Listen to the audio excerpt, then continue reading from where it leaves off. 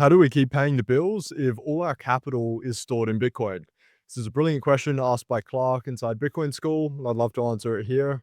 But first, some quick context. I dropped out of high school at 17 to trade Forex that I did full time for 5 years. And then I was recruited into a Bitcoin exchange, and soon after that, became an executive there. So I have both sides here. I know the traditional financial angle, but also the Bitcoin angle. So here's how I think about Bitcoin versus yield. So let's use gold as an example here. Gold is just a rock that you own that has no yield. It's not like a gold rock just poops out other little pieces of gold and that's how you get a yield from gold. No, gold just sits there, yet it was the most dominant form of savings of money throughout human history. Gold was superior savings and a superior asset throughout history because it has zero reliance on third parties, just like Bitcoin has no reliance on third parties.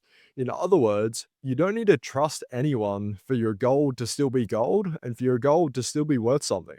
Whenever yield is added, third party trust and therefore risk is also added too. We no longer hold the actual asset itself in our self custody. We hold an IOU on that asset or a paper claim to that asset. This is the difference between saving versus investing. Savings is something that you own that has no third party reliance. Investing, on the other hand, is something that you go out and buy or accumulate or invest in that you need skills to invest in. Because if throughout history you did nothing but buy gold, you'd be doing pretty well. If you did nothing but invest in property, you could be a really shitty property investor and lose everything, or you could do phenomenally well. It comes down to skill. It's the same with stocks.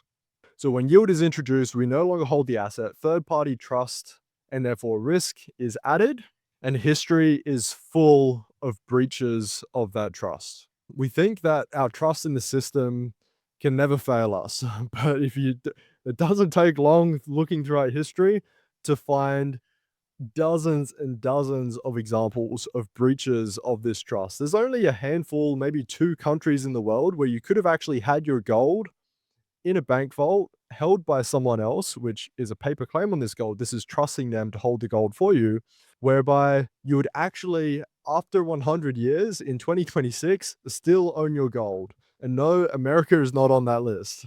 In the absence of our money doing what our money should do, which is not just be good to transact and to buy things with, but to actually preserve our purchasing power, we're literally forced to invest, forced to take on risk just to preserve our purchasing power.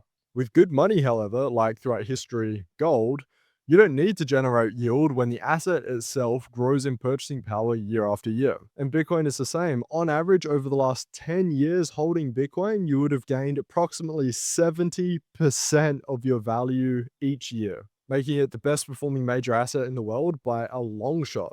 As for how we pay our bills on a Bitcoin standard, we go out and add value to the market, get paid in return, use part of that to stack more Bitcoin, or if we have enough Bitcoin and its growth is more than we'll ever need, then we just start spending our Bitcoin.